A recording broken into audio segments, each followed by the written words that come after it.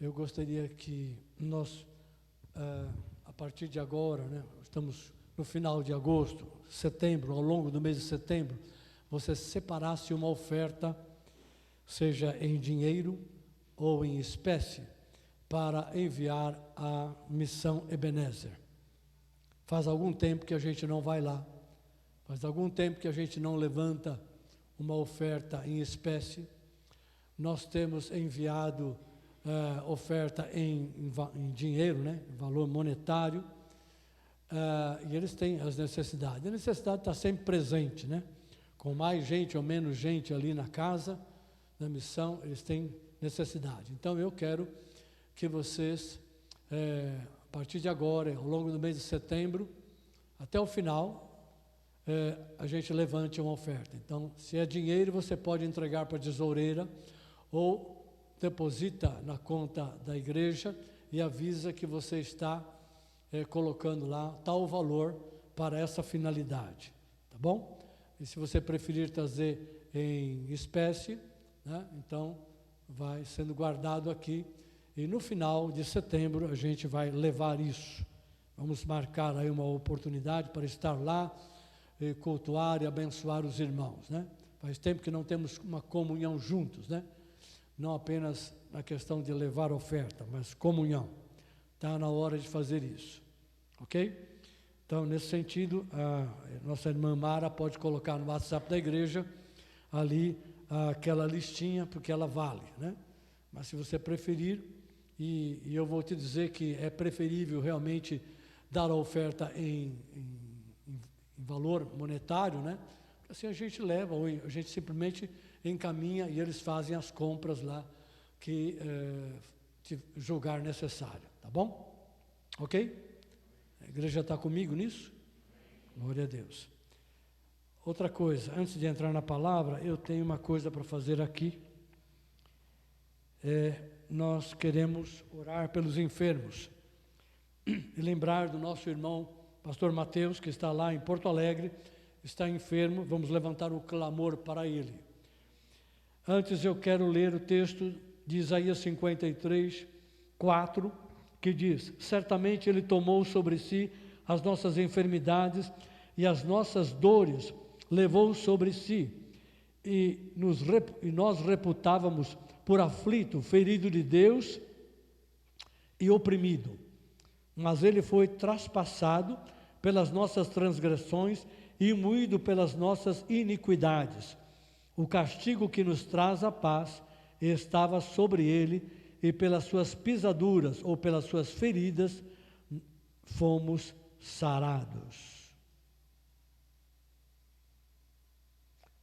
Pelas suas pisaduras, pelas suas feridas fomos sarados.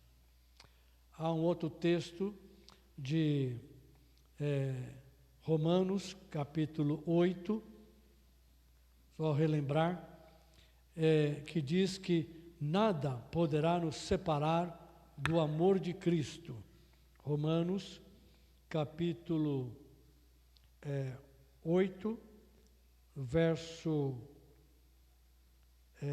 38, porque eu estou bem certo de que nem a morte, nem a vida, nem os anjos, nem os principados, nem as coisas do presente, nem do porvir, nem os poderes, nem a altura, nem a profundidade, nem qualquer outra criatura poderá nos separar do amor de Deus que está em Cristo Jesus. Nem a enfermidade e nem a morte, porque aqueles que são de Cristo Jesus passaram da morte para a vida. É o que diz a palavra do Senhor. Então, eu quero que a igreja se levante novamente, por favor. Nós vamos levantar um clamor pela vida do pastor Mateus, e aqueles que estiverem aqui, estiverem com alguma enfermidade, algum problema físico ou na área mental, emocional, qualquer coisa que está te incomodando, ou causando dor, venha aqui à frente, nós vamos orar rapidinho por você. Não quero que você ouça a palavra sem estar tranquilo, sadio, confortável, né? Sem impedimento. Porque Deus quer que a palavra dele penetre nas tuas entranhas. E eu sei também que a palavra tem poder para curar, né? Como diz o Salmo 107, 20, né? Enviou-lhes a sua palavra e os sarou. Aleluia. Pode ter um amplo significado. Então vamos levantar o nosso clamor. A igreja também ore enquanto eu estou orando aqui. Querido Pai, em nome de Jesus, nós buscamos a Tua face nesta hora. Clamamos pela vida do pastor Mateus, que está lá em Porto Alegre. Ele também faz parte desta igreja. Ele é Teu filho. Não sabemos o porquê ele está acometido da enfermidade que está envolvendo as suas carnes, o seu corpo. Mas nós sabemos com certeza que Tu és um Deus que se importa com os Seus filhos. É um Deus que usa de graça e de misericórdia. E segundo a palavra que nós lemos nesta manhã, o Senhor é poderoso para trazer cura e saúde, restaurando a vida dele. Pelas pisaduras de Cristo, nós fomos sarados, diz a Escritura. Pelas feridas que Cristo sofreu e levou na cruz, o Senhor criou uma provisão para os teus filhos, para que eles possam ser sarados de todo tipo de enfermidade, de todo tipo de fraqueza ou coisa semelhante que venha limitar, bloquear, amarrar as suas vidas, impedindo o Senhor de andar na Tua presença e de Te servir de todo o coração. Por isso, nesta hora, a Tua igreja aqui concorda em fé que o Senhor libere a Tua bênção de saúde, de cura, para restaurar a sua vida. Em nome de Jesus, proclamamos cura sobre a vida do Teu servo Mateus.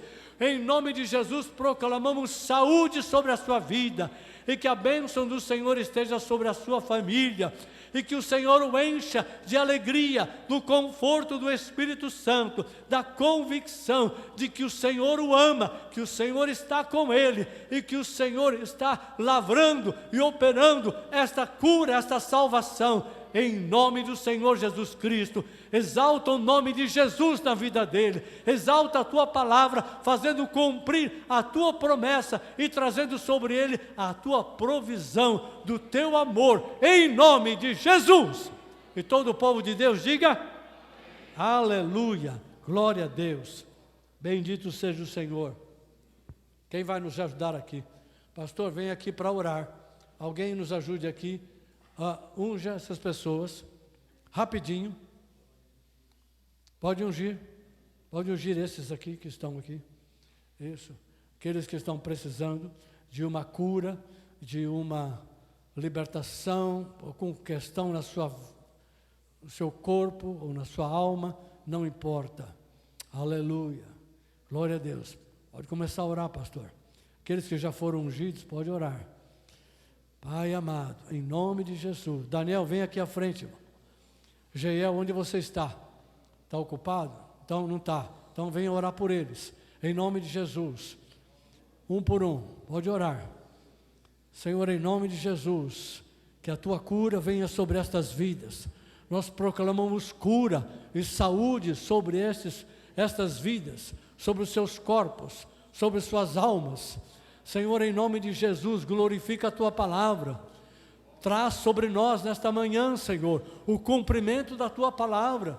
Eles foram ungidos. Aqui estão os presbíteros. Eles foram ungidos. Que eles recebam a Tua cura. Cumpre a Tua palavra. Glorifica o nome de Jesus.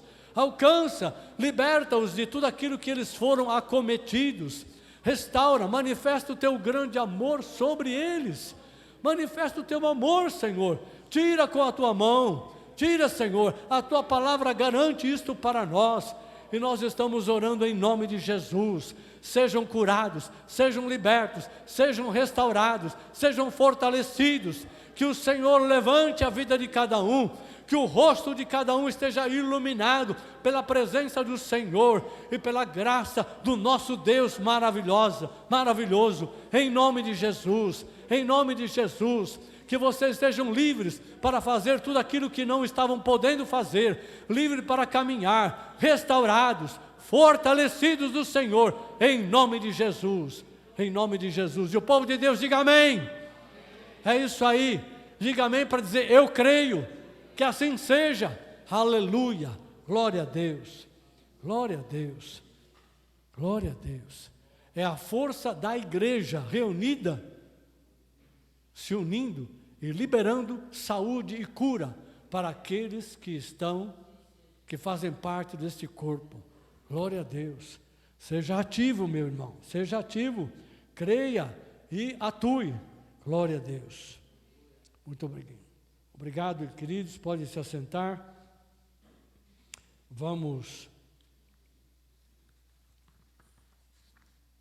Deus tem nos dado uma palavra. Ela começa aqui hoje, mas ela não vai acabar hoje. Então, eu vou ficar bem tranquilo quanto a isso, mas há algo que você precisa receber, não apenas ouvir, você precisa receber no seu coração. E aqueles que nos acompanham pela rede social também precisam receber. Deus está ansioso para que você receba a palavra dEle, entenda a vontade dEle e se abra, se deixe envolver e ser tratado pela palavra dEle. Aleluia. Eu quero falar um pouco a respeito da igreja,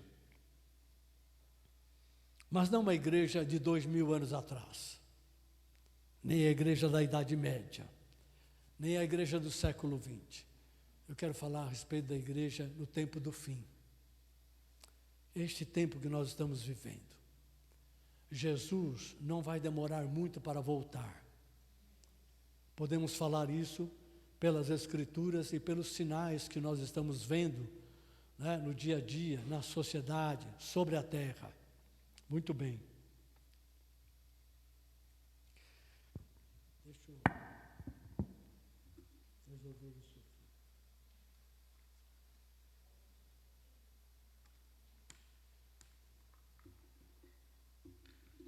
Você pode viver sem alimento, mas não pode viver sem água. Eu estou nessa. Posso ficar um tempo sem alimento. Obrigado, Daniel. Mas não posso ficar sem água.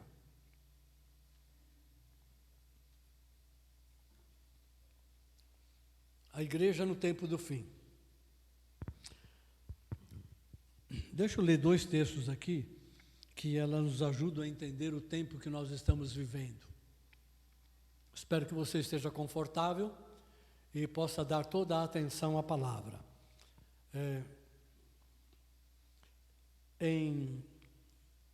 No livro do profeta Daniel, no capítulo 11,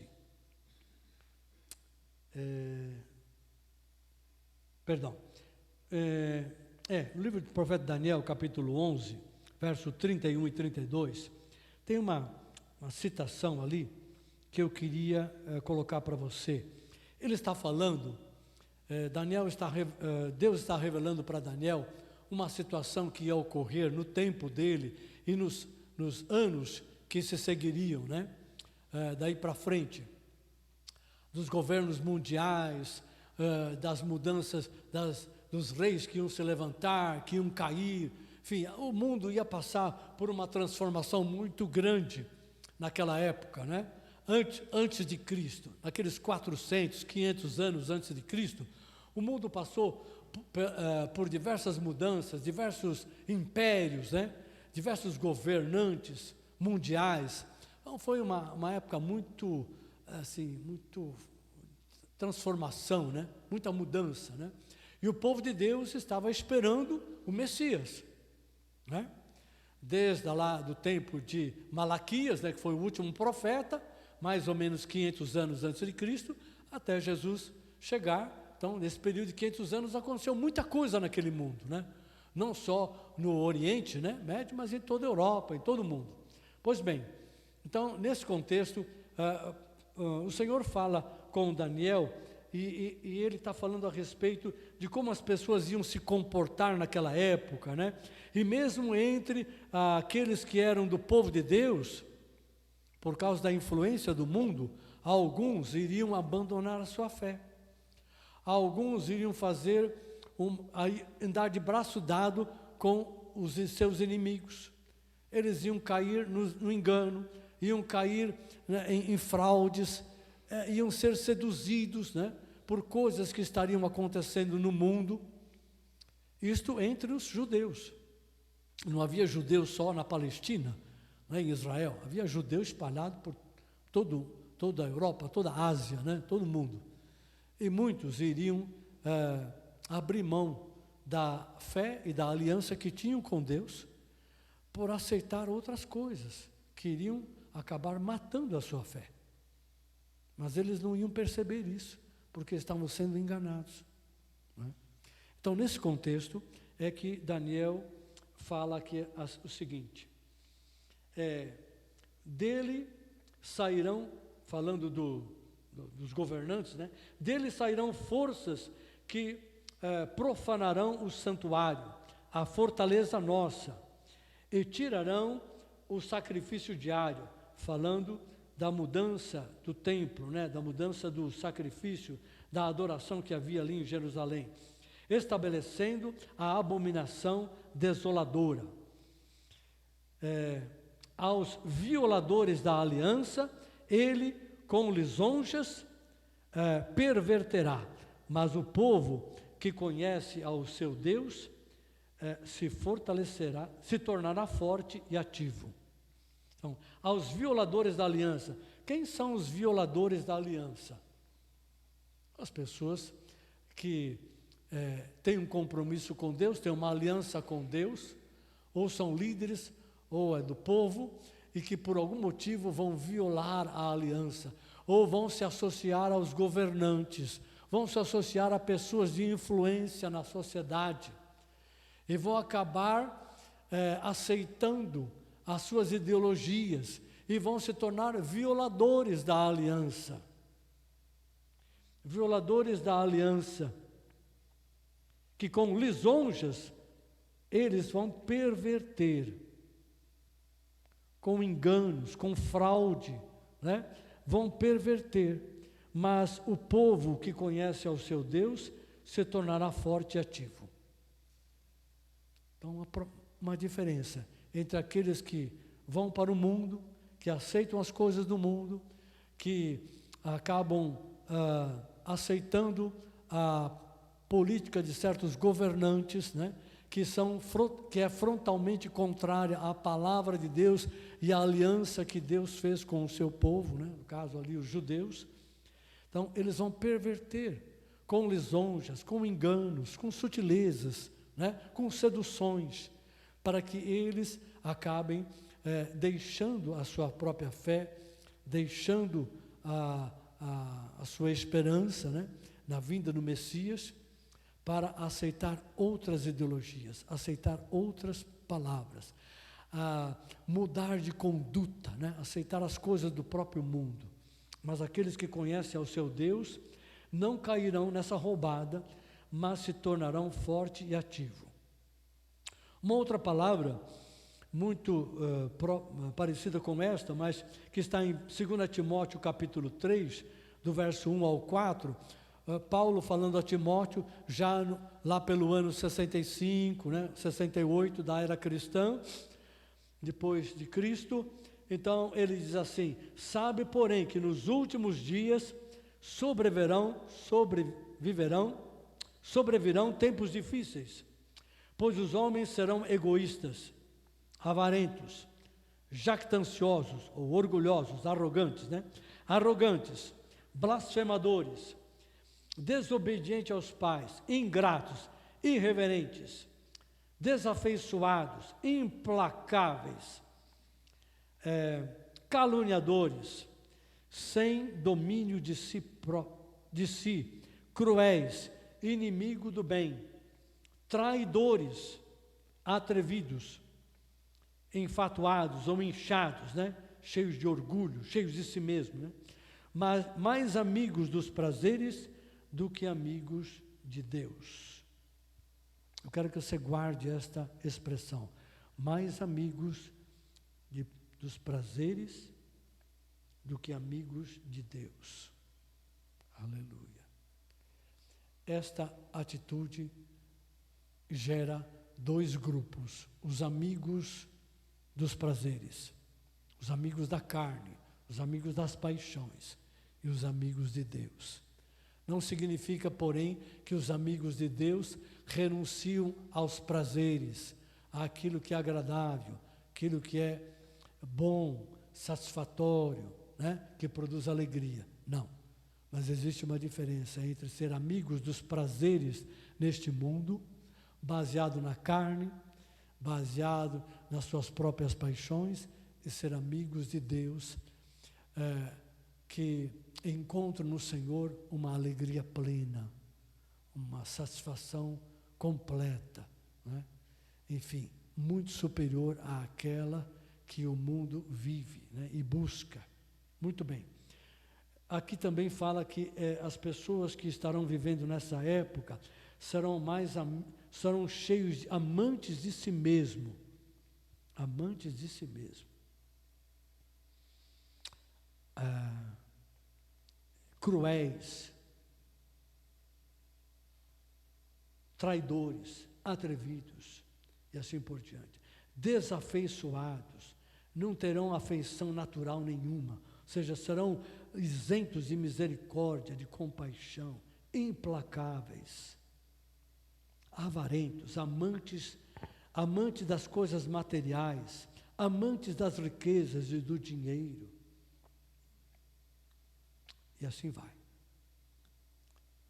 Muito bem. Esse é o contexto que nós estamos vivendo. Esse é o desafio que nós enfrentamos. Nós não temos em nós mesmos, nem a igreja como um todo, ela não tem força ou uma condição de impedir que essas coisas ocorram. Por quê? Porque Jesus falou, está registrado em Mateus 24 e outros textos, que no tempo de fim aconteceriam muitas coisas, e as pessoas teriam um perfil de pessoas muito cruéis, muito avarentas, muito cheias de si, amantes de si mesmo, corruptoras e corruptas, né? E que teriam prazer nas coisas materiais, teriam prazer nas coisas deste mundo, né?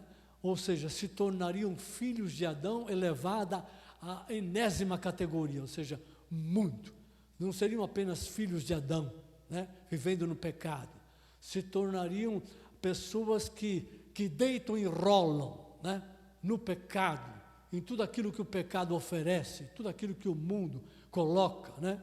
E não apenas elas teriam prazer nessas coisas, mas elas seriam pessoas que estariam espalhando isso, né? Levando outros a viver isso, né? De uma forma muito forte, sendo usadas pelo espírito do anticristo, né? Do espírito do engano, da mentira, da falsidade, para contaminar cada vez mais outras pessoas, outras famílias. Uma geração iria contaminar a outra geração. E aí é o que nós estamos vendo hoje. A geração de adultos, vivendo no pecado, longe do Senhor, contaminando e permitindo que a geração dos seus filhos, dos seus netos, sejam contaminadas por toda a sorte de corrupção, de engano, de pecado, de fraudulência, de coisas que levam à morte, à enfermidade, a desfigurar a imagem de Deus cada vez mais na vida do ser humano. Então, uma geração contamina a seguinte, e a seguinte a outra, e assim é o que nós estamos vendo. Então, como eu disse, nós não temos, na palavra, você não consegue ver nenhuma maneira, nenhuma estratégia que você possa impedir que estas coisas ocorram. Por quê? Porque simplesmente Deus está permitindo que elas ocorram, porque o mundo vai cada vez de mal a pior, e é uma sequência. Há um propósito, né, de Deus em tudo isso. Porque no meio de tudo isso as pessoas podem ver a luz, elas podem conhecer a verdade, elas podem ver um caminho de salvação. Será que elas querem? Elas querem entrar no caminho de Jesus e deixar o seu próprio caminho? Será que elas querem vir para a luz e ter que abrir mão das trevas em que ela vive, das práticas que elas vivem, né, que elas fazem? Elas querem abrir mão do pecado, da ganância, da maldade, etc., dos seus prazeres, as suas obras da carne, para vir para a luz. Elas têm que abandonar, elas têm que reconhecer que elas estão numa roubada, elas estão no caminho errado. Será que elas querem se arrepender? Querem confessar seus pecados? Querem mudar? Muitas pessoas não querem vir para a luz porque elas não querem que as suas obras sejam descobertas. Elas não querem abandonar. No tempo de Cristo era assim, hoje também. Então, nós não temos como mudar esse quadro.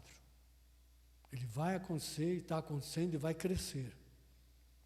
A pergunta que eu faço para mim e para vocês é: como é que nós vamos nos proteger disto, que já está sobre nós e que vai aumentar em toda a terra? Como é que a gente se protege disso? Segundo, como é que a gente encara o desafio de um mundo mais conturbado, mais cheio de trevas, mais cheio de iniquidade, mais cheio de uma falta de amor, falta de afeição natural, de um mundo mais cruel, mais perverso? Como é que você vive num contexto assim? Que força, como é que você se prepara para isso?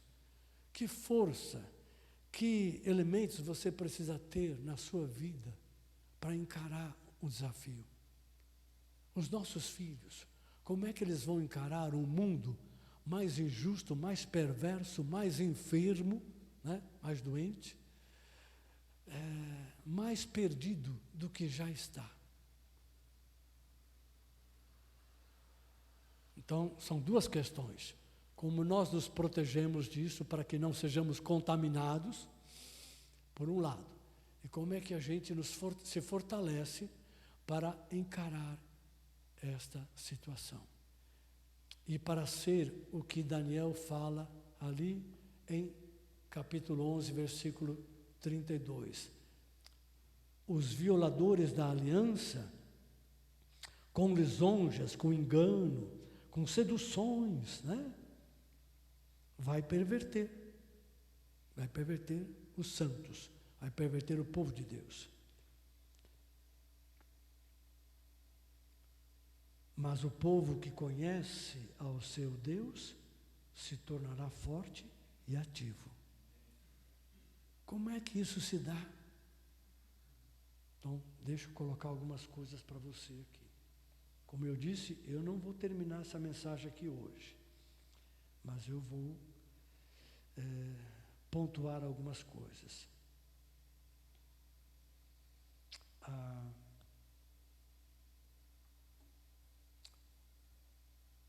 Os 10 mandamentos, lá em Êxodo capítulo 19, 20, né? 19 fala da aliança que Deus fez com o seu povo, o povo de Israel. E no 20 ele coloca os 10 mandamentos. Então, Deus fez uma aliança, porque Deus é Deus de alianças. Tudo que Deus faz ao menos pela palavra, nós enxergamos isso, né? Tudo que Deus faz, Ele faz através de aliança. Deus fez aliança com Adão e Eva, Deus fez aliança com Noé, Deus fez aliança com Abraão, e depois confirmou a aliança para Isaac e Jacó. Deus fez aliança com o povo de Israel. E em Jeremias 31, diz que o povo dele, o povo de Israel, não permaneceu na aliança que ele havia feito. Abandonou a aliança, né? Não foi fiel a Deus. E Deus falou, quer saber? Eu vou fazer uma nova aliança. Ele não ia rejeitar o povo. Ele ia rejeitar aqueles que traíssem ou abandonassem a aliança. Mas ele continuaria fiel ao povo de Israel. Falou, eu vou, no tempo certo, fazer uma nova aliança. Uma aliança tal que, se eles aceitarem, nunca mais eles vão cair. Nunca mais eles vão ter que abandonar, né? Eu vou corrigir. Mas ele não ia corrigir a aliança. A aliança era boa, não tinha problema com a aliança. Tinha problema com o coração do povo, que não permanecia na aliança. E por que não permaneceram na aliança? Primeiro, rejeitaram o Senhor em seus corações. Se entregaram a outros deuses. Segundo, rejeitaram a palavra de Deus.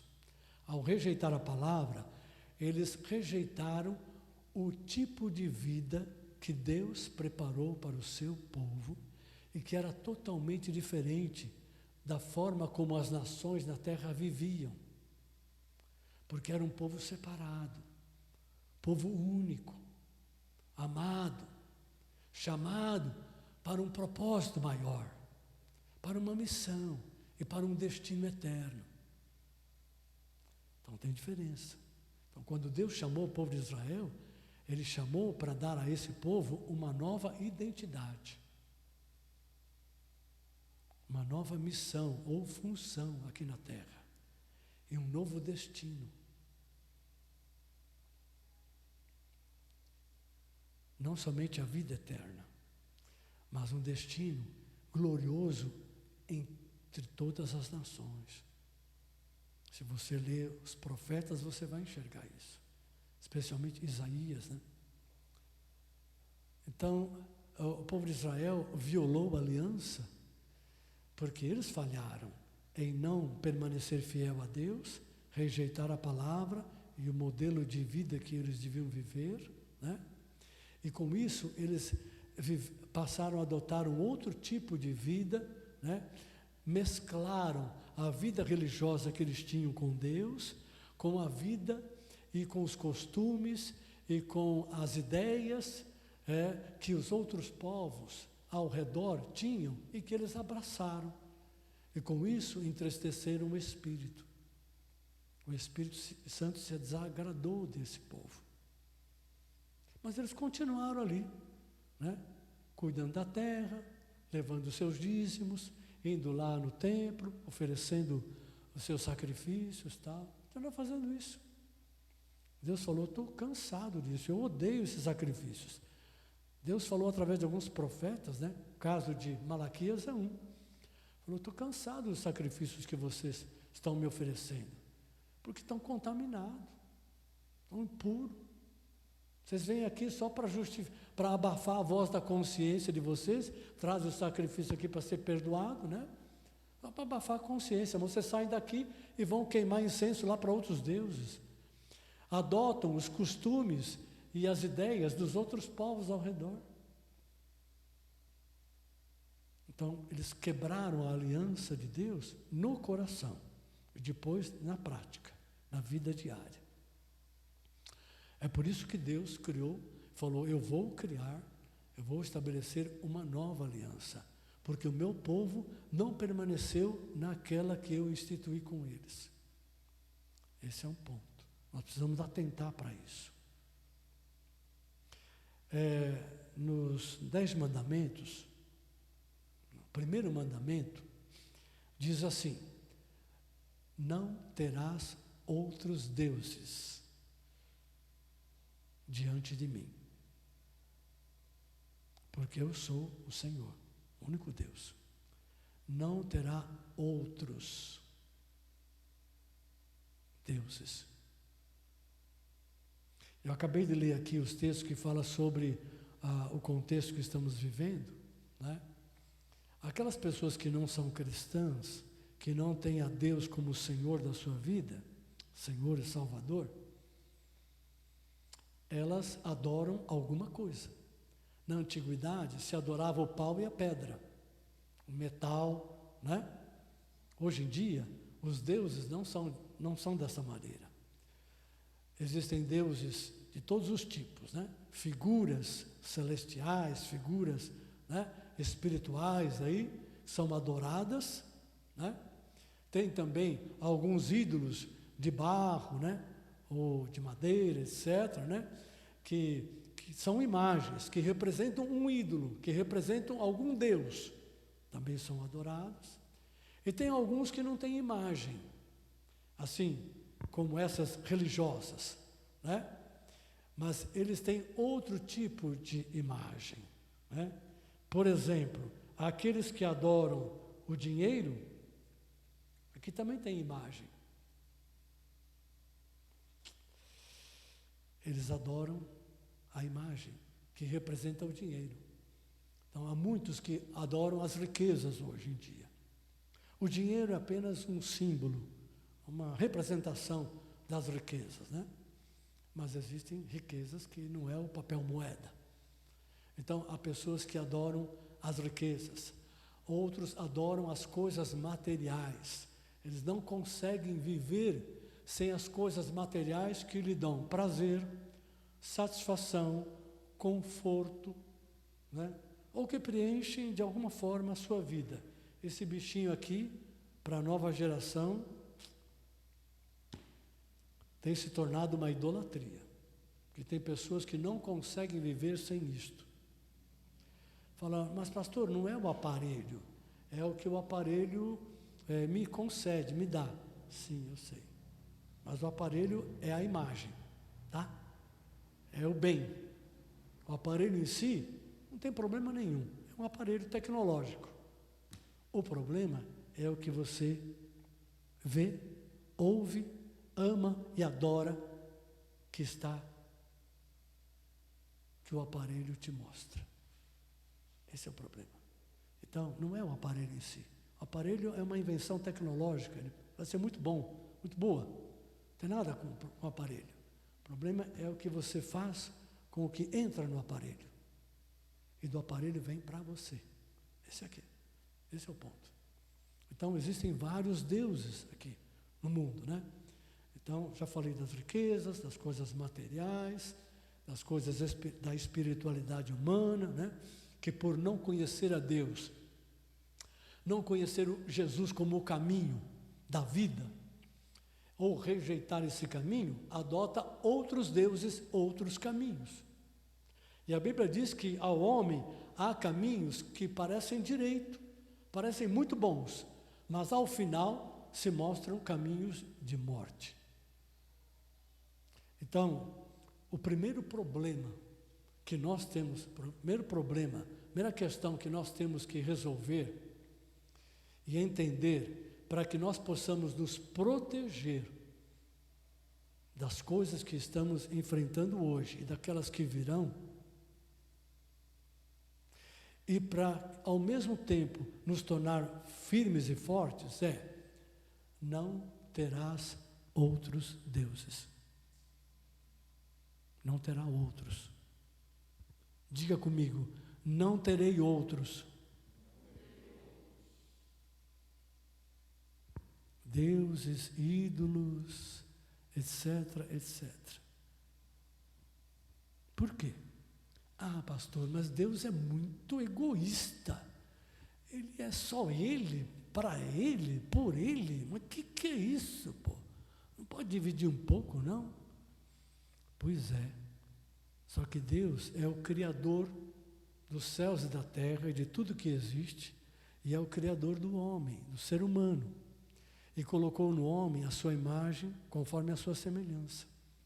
Você acha que ele não tem o direito de pedir para aqueles que vêm a ele, ou que são chamados por ele, né, para reconciliar-se com ele, a criatura com o Criador? Você acha que ele não tem o direito de exigir que na sua relação com ele não haja outros deuses? Sabe por que Deus faz isso? Porque ele é um Deus de aliança. Ele faz uma aliança. Ele fez uma aliança com a sua criação. Eu falei, Adão e Eva.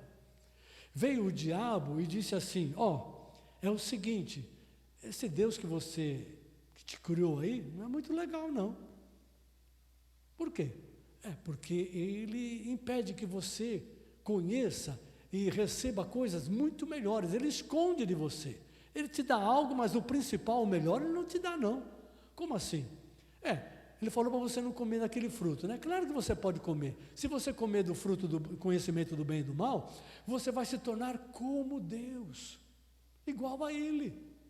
Isso Ele não quer. Ele não quer concorrência, né? Ele não quer que ninguém seja igual a Ele. Ele não quer que ninguém tenha o acesso às coisas que só Ele tem. Ele não quer. Então, eles foram infectados por esta sedução, pelo pecado, e resolveram comer do fruto da árvore do conhecimento do bem e do mal para ser igual a Deus. Então, a raça adâmica quer ser igual a Deus, quer viver uma vida igual a Deus, quer ser como Deus, como Deus.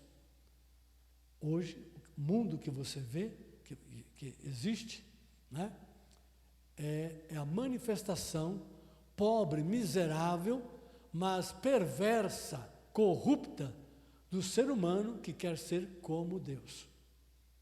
Como Deus. E não são só os ditadores, não. Todo mundo.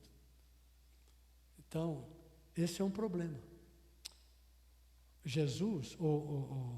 Deus enviou Jesus para reconciliar a criação dele com Deus, Pai, o Criador, para que entre o Criador e a criatura e Jesus como mediador, nós sejamos um.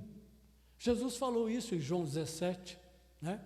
Assim como eu e o Pai somos um, o Pai em mim, eu nele, eu quero que vocês sejam um comigo.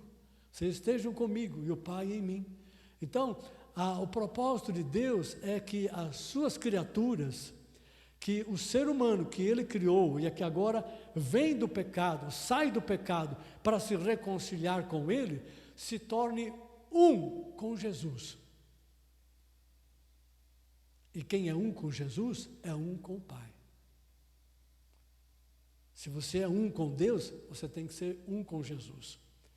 Porque Jesus é a expressão máxima de Deus Pai.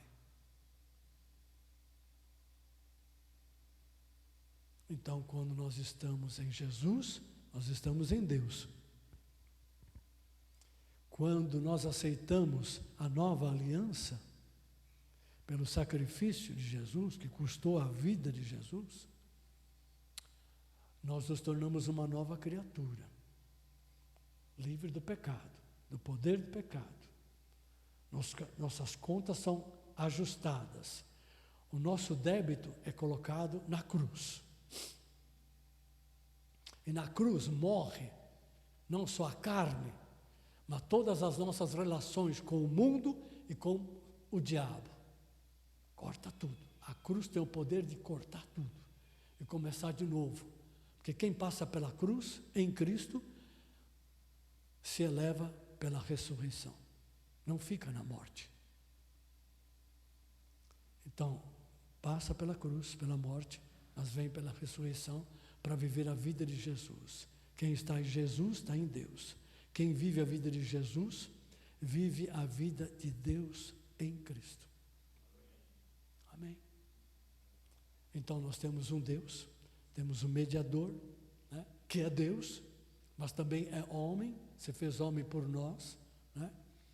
Então, primeira questão que vai nos proteger e vai nos fortalecer é: não terá outros deuses.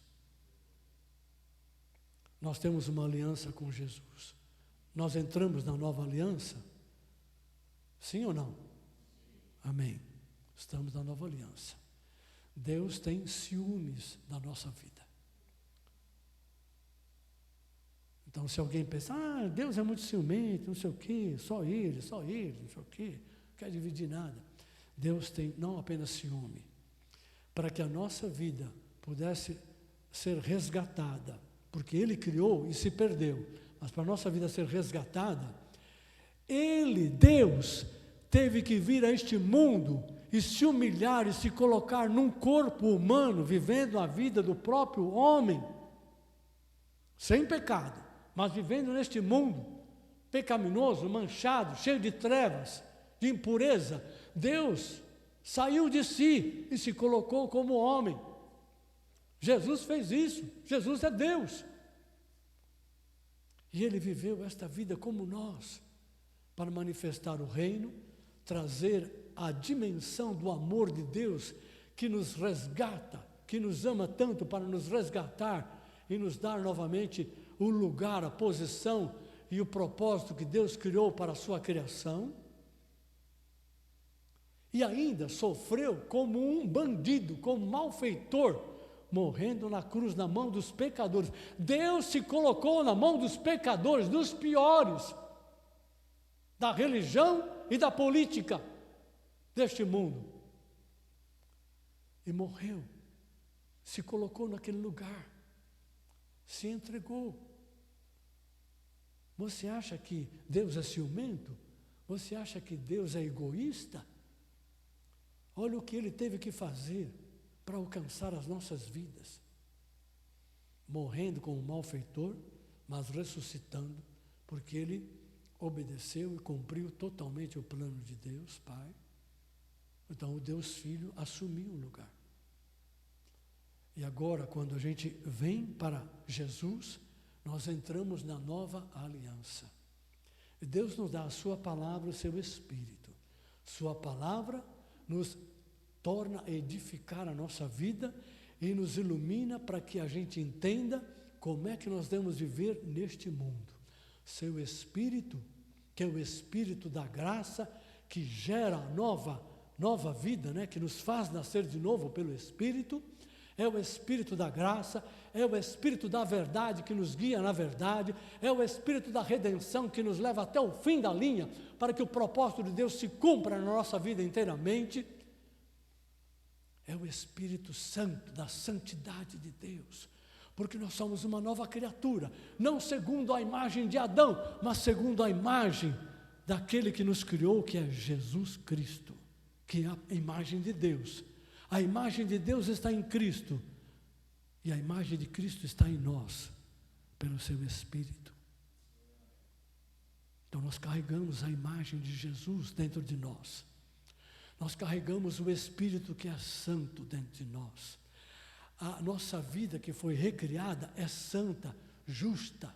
Nasceu da justiça de Cristo, da santidade de Cristo e da verdade de Deus. Nós parecemos filhos de Adão, mas temos uma aliança eterna com o Deus eterno. Como você sentiria? Como você se sentiria, você que é casado, se o seu cônjuge traísse você, literalmente, ou se não chegasse às vias de fato de uma traição, né? Não se consumou, mas ficasse aí para lá e para cá, flertando com outros e outras, tal, etc., né? E não desse a atenção, e não vivesse mais aquela vida comum, né? Que vocês têm na sua aliança de casamento. Você se sentiria bem? Se soubesse disso? Você acharia legal? Nós fizemos um acordo, sabe? Nós vivemos juntos, né? Mas cada um é livre para procurar o que mais lhe apraz, o que mais lhe agrada, né? É o reino da carne, elevado ao máximo. Estão casados, mas não têm aliança. Cada um tem liberdade de fazer o que bem entende. Cabe na tua cabeça um negócio desse? Não cabe. Então, depois da aliança de Deus com o seu povo, ou da aliança de Deus através de Cristo, o casamento é a aliança mais importante. Lá no Éden, você pode falar, lá no Éden, pastor, veio a união do marido e da mulher, a aliança do casamento. Mas antes da aliança do casamento, Deus deu os termos da aliança para Adão. Ele fez uma aliança com Adão. Né? Tem lá um propósito. Então, depois da aliança de Deus com a sua criação, o casamento é a aliança mais importante. E hoje em dia, as pessoas não estão nem se lixando para a aliança do casamento. Elas vão conforme dá. Se dá, dá. Se não dá, pula fora e vai procurar outro galho. Muda de galho e ponto final.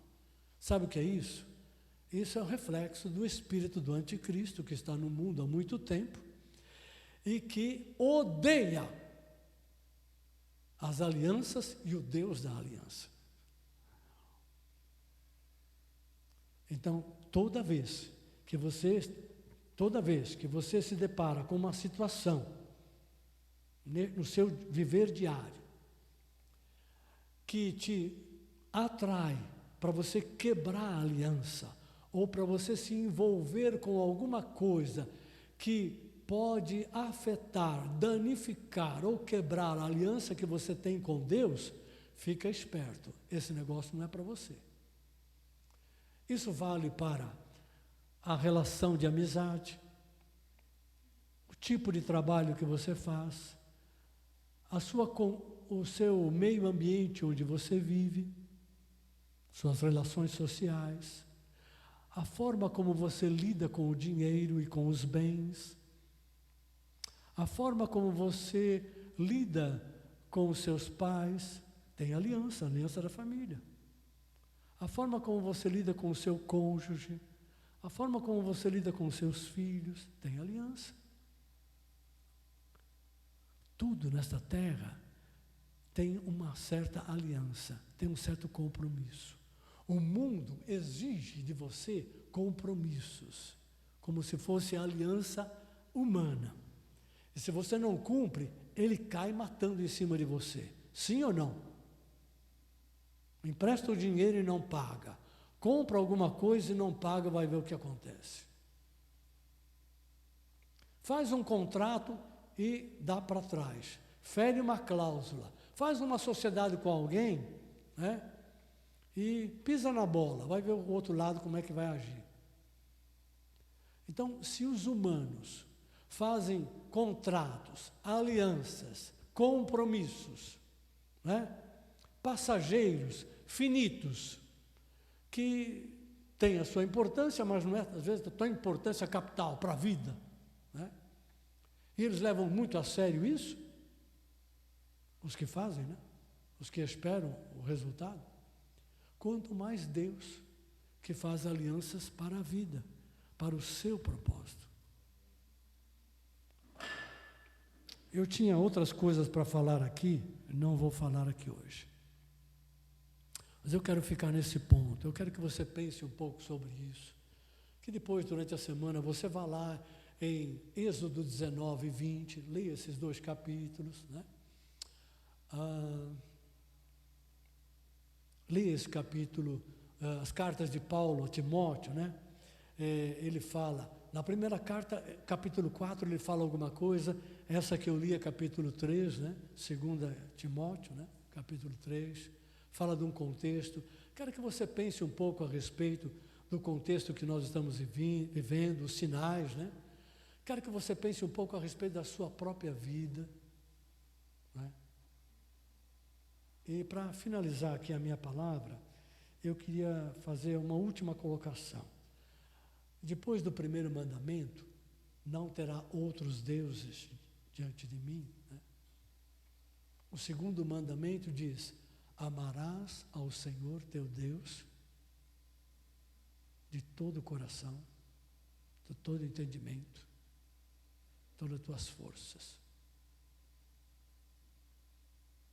E Jesus, quando citou isso, né, na lei, quando ele foi inquirido, né, ele falou, e também ao teu próximo como a ti mesmo. Ele juntou um texto de Levítico, acho que 19, se eu não me engano, né, com o texto lá de Êxodo 20. Né? Então, é o seguinte, como é que nós podemos falar para querer amar a Deus e ao nosso próximo como a nós mesmos, se nós quebrarmos o primeiro mandamento? Não terás outros deuses. Se nós quebrarmos esse mandamento, a pessoa que quebra esse mandamento, você acha que ela vai amar a Deus com toda a força, coração, mente, entendimento? Claro que não vai. E também não vai amar ao próximo como a si mesmo. E nem vai amar o próximo como eu vos amei, disse Jesus. Que é um novo mandamento vos dou, ele disse. Novo mandamento vos dou, que vocês amem ao próximo como eu amei vocês. Então Jesus estabelece um novo patamar, novo padrão, né? Falou, amem o próximo assim como eu amei vocês. Aí ele subiu de nível. Deixa eu falar uma outra coisa a respeito da questão do amor. Não precisa me responder, mas eu vou fazer uma pergunta.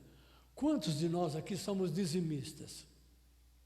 Quantos aqui somos ofertantes? A palavra ensina sobre isso. Ensina que devemos dizimar, porque como nós estamos dizimando, nós estamos tirando uma parte do que nós ganhamos, não é? E dando para Deus. Por quê? Porque Deus precisa do dinheiro? Não. Mas porque Ele quer ser honrado. E esses 10% honra ao Senhor.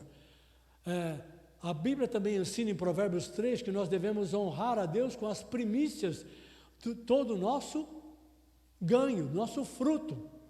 Né? Como nós não trabalhamos na lavoura, a gente não colhe. Então a gente não tem como dar a primícia dos frutos para Deus. Mas nós trabalhamos e ganhamos salário, ganhamos alguma coisa. E essa alguma coisa que ganhamos, os primeiros frutos disso, deve ser dado a Deus. Então nós estamos dando o dízimo, é para honrar o Senhor. E as ofertas? As ofertas é uma manifestação da nossa generosidade, do nosso coração liberal, aprendemos a ser liberais e servir ao nosso próximo em sua necessidade. Então nós ofertamos.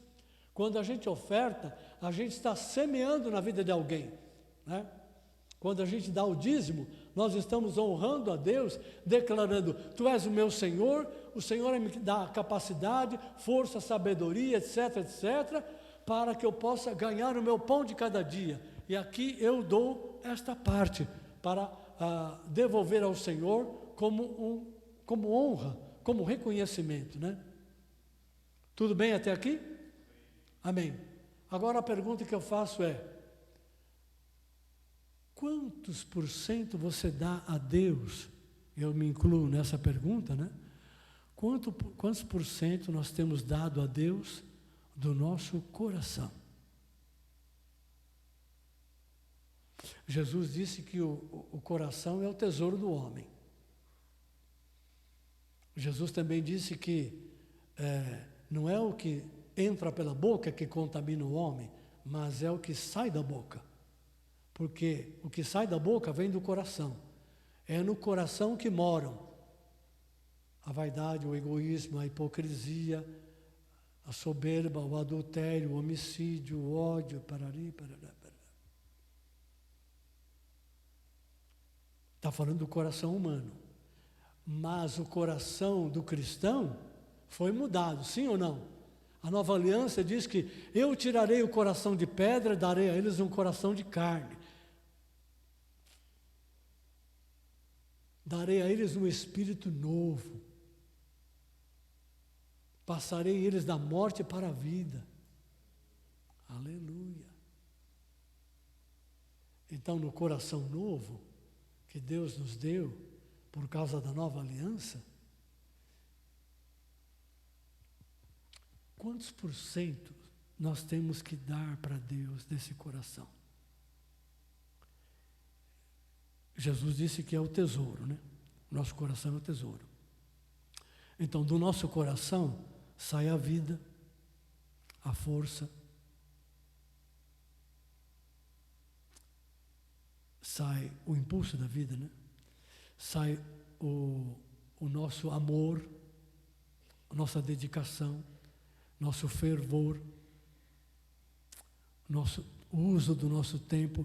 O que nós fazemos com o tempo é formulado, é acertado no nosso coração.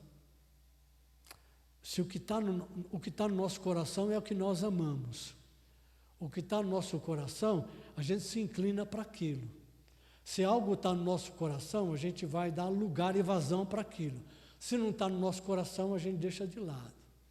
Então eu te pergunto, na nova aliança, se você não tiver outros deuses e quiser amar a Deus de todo o coração, todo o entendimento, toda a força, né? O teu coração terá que ser do Senhor. Você tem que entregar a Ele. Você tem que dar o espaço na tua vida para o Senhor. Você vai dar 10% e os outros 90% vai ficar para você mesmo e você vai dividir com o mundo e com as trevas, ou você vai aprender a amar a Deus de uma forma até gradativa, porque desde que a gente se converte, a gente é amado por Deus 100%. Mas, na medida que a gente vai caminhando na fé, a gente vai aprendendo a palavra, a gente vai conhecendo o caminho do Senhor, a gente vai tendo experiências com Deus, não é? E tudo isso, junto com os irmãos, etc., esse amor que nós recebemos de Deus vai se estabelecendo dentro de nós. E a gente vai passando de um amor egoísta que nós tínhamos para um amor cada vez mais de amar a Deus, de conhecer o nosso Pai celestial, de conhecer como Jesus é meu amigo, é bom, é gracioso, é misericordioso, como Ele é maravilhoso. E a gente passa cada vez mais a amar a Jesus. Como é que isso ocorre? Através do conhecimento da palavra e da ação do Espírito na nossa vida. E da nossa vivência entre os irmãos. Porque o amor de Deus que está na vida dos irmãos chega até nós. E aquele amor que nós estamos recebendo também vai chegar até eles. Há uma troca. Então, nós vamos passando de um amor mais egoísta, onde eu só olho para mim, só penso em mim, só penso nas bênçãos de Deus para mim, só penso em como vai ser o dia de amanhã, só busco a vontade de Deus para mim. Eu vou me abrindo, e vou pensando mais no outro, e vou dedicando mais a minha vida para o outro, a partir dos meus, da minha família, né? Seja o solteiro, seja o casado, não importa, né? Vou trazendo aqui.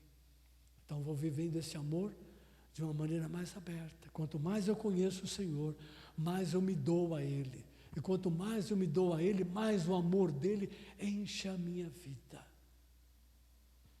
E se eu tenho a palavra de Deus, se eu tenho o Espírito de Deus, e se eu tenho o amor de Deus brilhando ou fluindo abundantemente dentro de mim, eu consigo cumprir o primeiro mandamento.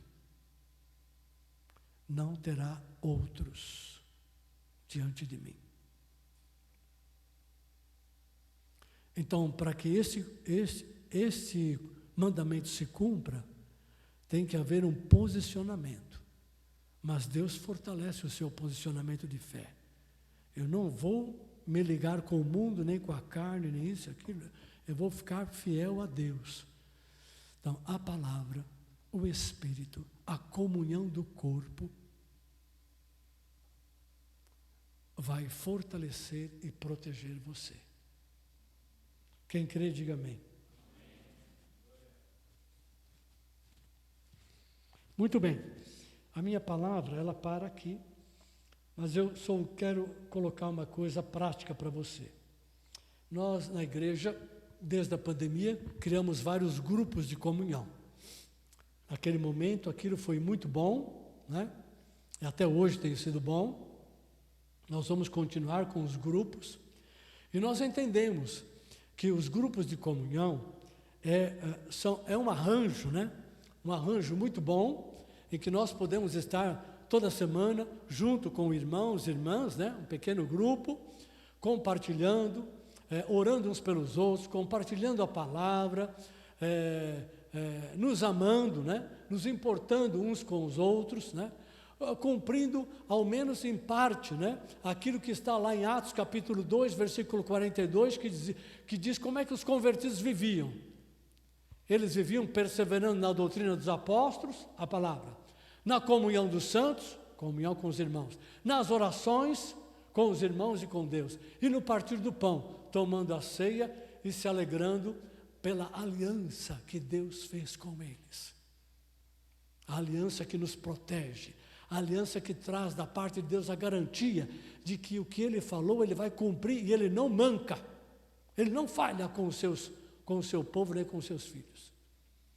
Então, o contexto dos grupos traz isso, tem sido muito bom. Eu sinto ainda que diversos irmãos do nosso meio não têm podido participar dos grupos de comunhão, e apelo para que eles façam um esforço de vencer as suas dificuldades, seja de tempo, de agenda, qualquer outro tipo. Vençam, queridos, as dificuldades que porventura vocês tenham, e entrem nos grupos. Se necessário, vamos criar outros grupos, não tem problema. Nós temos líderes para isso, não falta líderes, não falta tempo.